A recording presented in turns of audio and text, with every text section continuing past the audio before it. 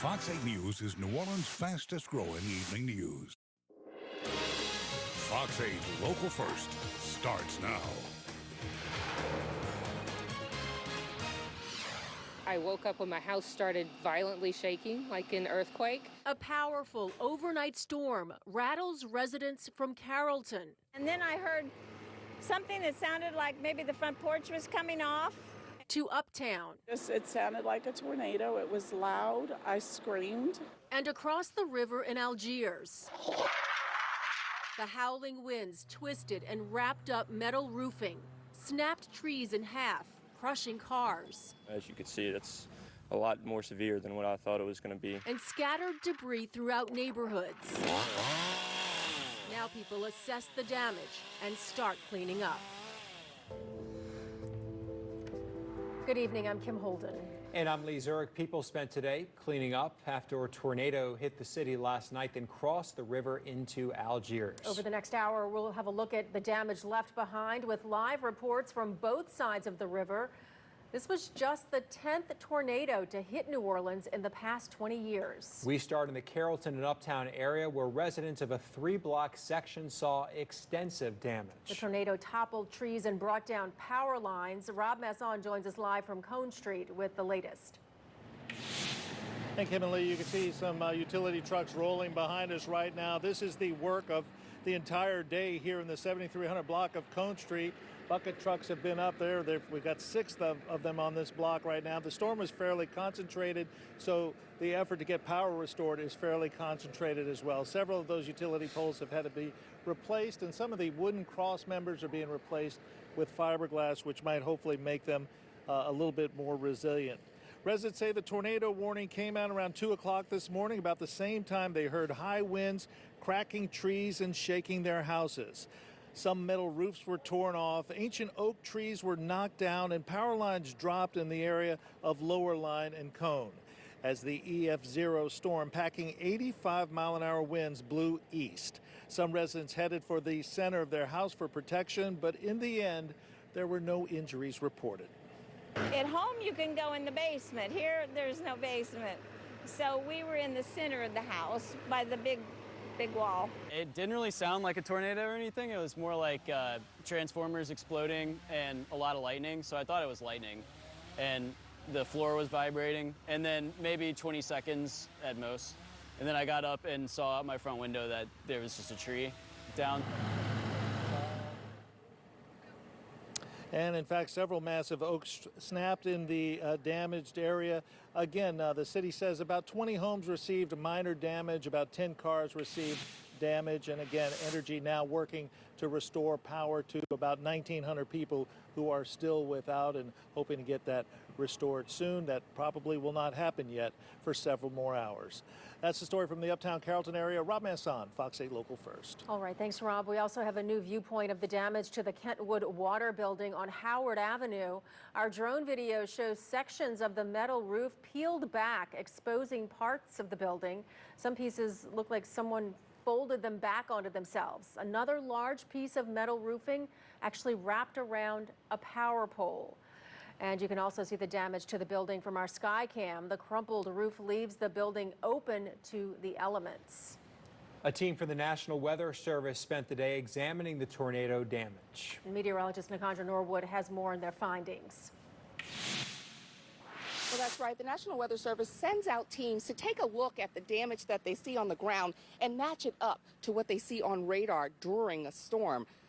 So this afternoon, Lauren Nash, the warning coordinator with the National Weather Service office responsible for New Orleans, said the damage in a 5-mile-long track, about 125 yards wide, is indicative of an EF0 tornado with maximum winds around 85 miles per hour. The twister began uptown between Claiborne and Carrollton, damaging homes, taking out power lines, and even shattering windows in the CBD before crossing the river and leaving significant structural damage in Algiers Point. It was difficult with things being cleaned up. We were looking for a little bit of a path where, one block would have some tree debris and maybe one block wouldn't, which would kind of determine that maybe there was a stronger area of winds in that area. Also, some of the structural damage, you see that more with tornadoes. There was some twisted tin, some different ways that the trees were laying. That was kind of what we were seeing in the tornado area. Now, there were no direct injuries reported with the storm, but city officials praised residents for heeding the warnings and stressed that people remain careful in areas with damage and debris, and cleanup is sometimes the most dangerous part of a storm. Now, we said this is the 10th storm that had been reported to touch down and confirmed in New Orleans since 2000. Nakandra Norwood, Fox 8, Local First. All right, Nakandra, thank you. Workers at Meridian Hotel downtown spent this morning cleaning up storm damage. A large window was blown out and crashed onto South Peters Street. Crews worked to clean up the shattered glass. That storm also knocked down a tree on the same block, which has since been removed. The tornado crossed the river and left behind damage in Algiers as well. Kimberly Kurth joins us live with the latest there.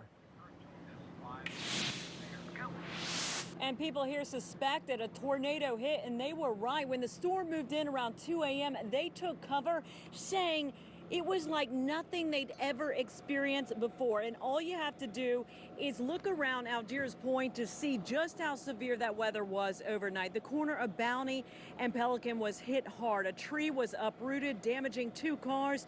It brought down utility lines, leaving some neighbors without power. Residents we spoke with tell us they're used to severe weather here, but they say this time was different. Phone went off with a very loud alert. And I got up and it said tornado warning, get to shelter now. So I heeded that warning because the noise outside was something I never heard before. I could hear little pieces of hail hitting the window. The lightning was flashing like a strobe light and all these strikes. I just never experienced anything like that before. So I literally went into my bathroom and waited it out with my phone. And you're taking a live look now at the corner of Booney and Pelican at Algiers Point. You will see those crews working to remove downed trees from the storm, as well as Entergy crews there in the background working to try to restore power. Entergy New Orleans it estimates that power will be restored in Algiers around 6 tonight. But neighbors here tell us after what happened overnight, they're just thankful that nobody was hurt. For now, reporting live from Algiers Point, Kimberly Kurth, Fox 8, Local First. All right, Kimberly, as we mentioned, this was the 10th tornado to hit New Orleans in the past 20 years. Chief meteorologist David Bernard joins us to explain the science behind the storm. Well, Viper was all over this storm, guys, and if we take a look now at 2:08 a.m., that is when, 8 minutes after 2 o'clock, that's when the tornado warning came out, and some of the strongest rotation was at that time right along Howard Avenue, where the Kentwood building is, between the Superdome and Fox 8. That's about 91 miles per hour of shear. So the greens are winds going toward the Slidell radar. The reds are moving away. So there you can see the counterclockwise circulation. That's our Viper tornado detection. Here is our Viper rotation path, which very clearly shows moderate rotation developing in Holly Grove in the Carrollton area, right around where we start to see some of that damage early on, and then tracking right across the interstate, and then eventually into Algiers, where we just saw Kimberly Kurth. So a real accurate depiction on exactly what happened with the storm. Now, we were talking earlier about La Meridian Hotel in the CBD, and the instrument there measured a 62-mile-per-hour wind gust. So that's one confirmed wind gust that we had with this particular tornado. Again, it is an EF0 tornado on the scale, so that's a strong EF0. 85-mile-per-hour winds was the estimate, so very close to an EF1 tornado. By comparison, guys, the EF3 tornado, the strongest tornado on record in Orleans Parish, that was an EF3 with winds that were estimated at around 150 miles per hour. A much different type of storm, and thank goodness this wasn't one of them. All right, thank you, David. More than 10,000 Entergy customers across the area were without power after the storm, but Entergy has made progress in getting the lights back on. In Jefferson and Orleans Parish this evening, over 2,200 customers still don't have electricity. Power restoration is expected to last later tonight. If your area sustained damage overnight, you can send us your storm pictures and video. Remember to turn your phone sideways when you're taking the shots of video. Then send them, or video, send them to fox8live.com/pics or just use the link in our news app. Breaking news now, Colonial Pipeline restarts after a multi-day shutdown caused by a ransomware attack. Deliveries will resume in the coming days. The pipeline runs through the southeast up to New Jersey and supplies about half the fuel used along that corridor. The temporary outage caused panic buying in some areas that caused gas shortages. The NFL schedule will be released later tonight, but we've already confirmed who the team will be playing. And the Saints will be a regular participant in prime time. Juan Kincaid joins us with the latest. That's right. The Saints will be shown coast to coast 5 different times this season, twice on Monday night, twice on Thursday night, and 1 game on Sunday Night Football. And they'll begin the season at home against Green Bay. Maybe Aaron Rodgers will be the quarterback. Maybe he won't. We'll see. That's on September 12th. After that, they go on the road to Carolina and New England, and they come back on October 3rd, taking on the New York Giants on that Sunday. After that, second quarter of the season, weeks 5 through 9, October 10th at Washington. They have that bye week at number 6. Week 7 has their first primetime game, October 25th at Seattle, 7:15. Halloween Day, they'll be at home against Tampa Bay in the afternoon. And on the 7th, their first matchup with the Atlanta Falcons. That will be in the Dome as well.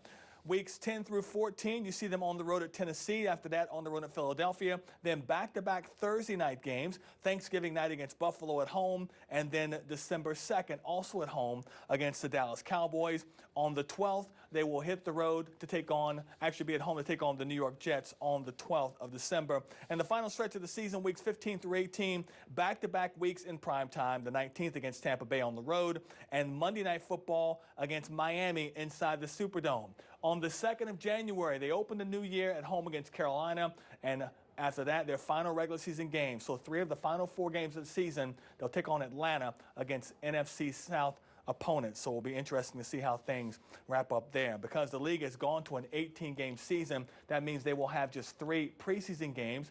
And the second preseason game for the Saints, August 23rd against Jacksonville, will also be in prime time. Back to you. All right, Juan, as we mentioned, Colonial Pipeline restarted operations a short time ago, but the ripple effect of last week's cyber attack is still being felt, the impact on gas prices and supply. Plus, more on the CDC's decision to expand use of the Pfizer COVID-19 vaccine to some kids. CDC advisors give the okay for the use of Pfizer's COVID-19 vaccine in kids as young as 12. Today's decision comes after the FDA cleared the way for expanded use Monday, saying the shots are safe in kids 12 through 15 and offer strong protection against the virus. The vaccine was previously authorized for use in teens as young as 16 years old. Many states will now begin sending the doses to pediatricians and schools. We'll have more on what the move means for Louisiana coming up on Fox 8 News at 5:30. So far, health officials in Louisiana have administered more than 2.8 million doses of the Pfizer, Moderna, and Johnson & Johnson vaccine. 29% of the state's population is fully vaccinated against the virus. However, health leaders are urging more people to get vaccinated, as that's far below the numbers needed for herd immunity. We're following a developing story as Colonial Pipeline restarts a major pipeline shut down in a cyber attack. Colonial will now resume deliveries after gas prices rose and some gas stations ran out of fuel. Jonathan Seri has more.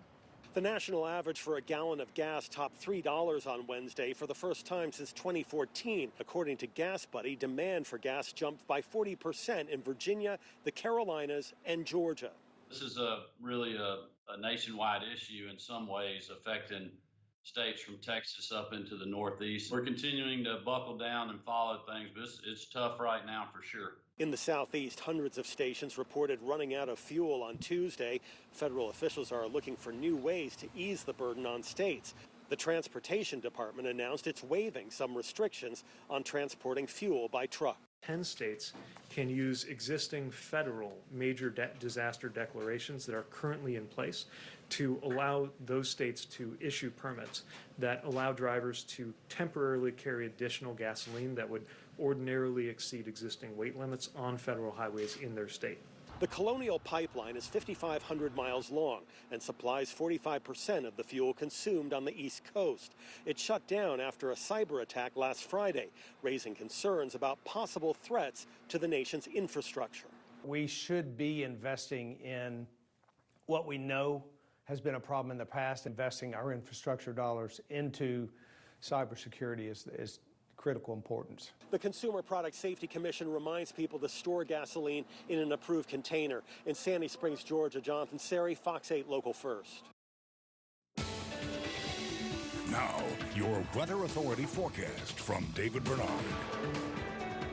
We are almost done with the rain, but I mean, we're really at the finish line this time, at least for the time being, right? Here's our satellite picture today. Had quite a bit of cloud cover going on. Had a few breaks here in the last couple of hours, and we've got one more disturbance that's dropping in on the leading edge of the cooler and drier air that's going to come in with the front. But look at the storms. They're just exploding over the central Gulf. And so whenever you see a big explosion of storms like that, that's going to really limit the potential for storms over land in our area. But we've got a little bit out there. Clouds have started to thicken up a little bit over the last hour or so after seeing a little bit more sunshine early in the day. And this is what I'm watching, a little cluster of showers over Lake Maurepas, Interstate 55. There's another one between Gonzales and Donaldsonville. Those are continuing to grow. I don't think this is going to turn into a big deal, but if you're heading out this evening, especially south of the lake, there's a chance for a shower or a storm. And so we've got a spotty shower or storm in for the next several hours with temperatures mostly falling back into the lower 70s. In fact, look at our high resolution forecast. The 5 o'clock update was actually picking up these little showers around the lake, and it continues to grow them along that boundary as it moves to the south and east. So here's 9 o'clock. So just be prepared.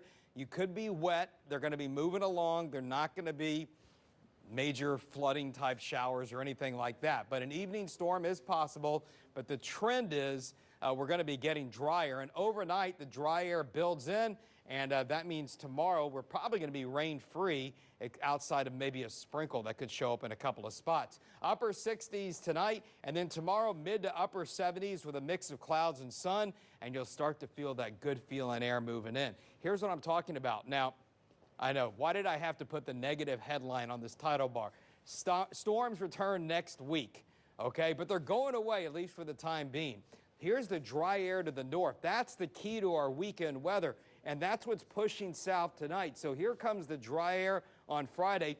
The heavy rain moisture is way down here in the southern Gulf of Mexico. The dry air is going to hold for Saturday, and most likely it's going to hold on Sunday, but look what's lurking across South Texas.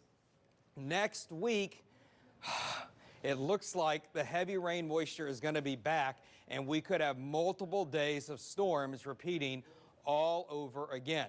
Rainfall since midnight, 1.66 at the airport, the exact same amount at the airport in Slidell. How about that?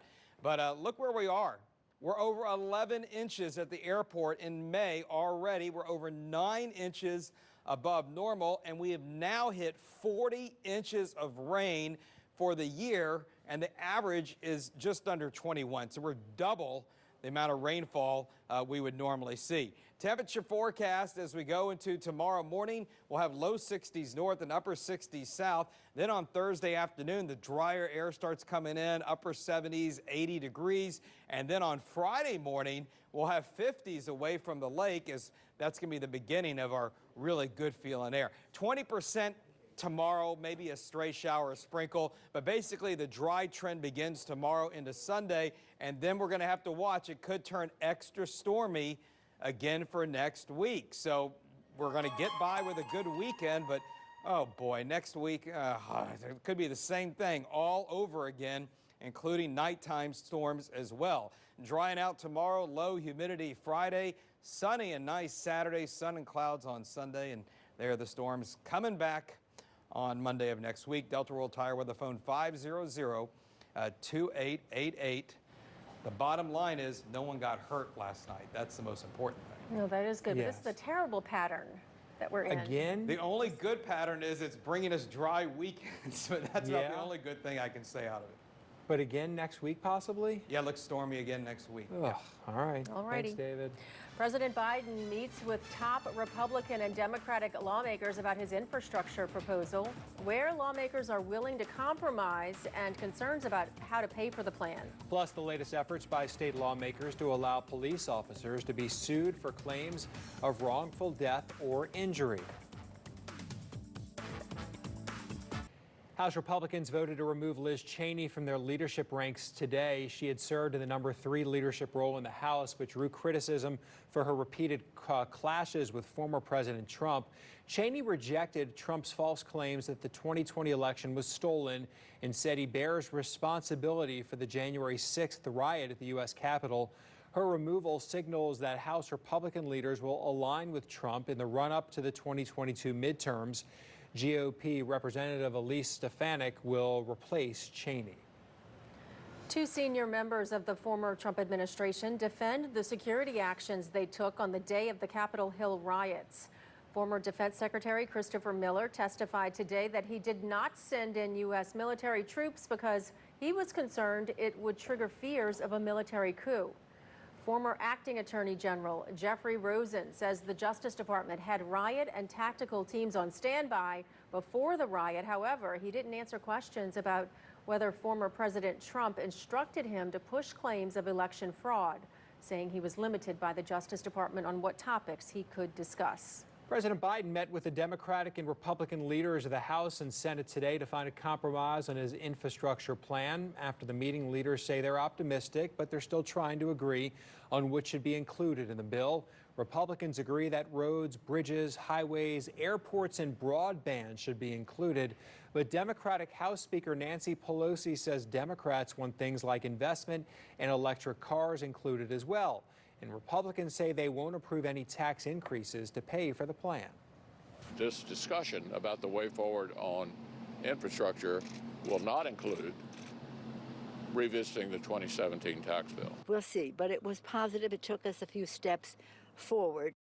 Tomorrow, President Biden will meet with a small group of Republican senators. Speaker Pelosi says she'll bring the issue to a vote on the House floor before the 4th of July break. We are following cleanup efforts across the city after a tornado hit overnight. Another look at some of the damage coming up. Plus, the CDC approves the use of Pfizer's COVID-19 vaccine in kids as young as 12. The plans for administering the shots in our area.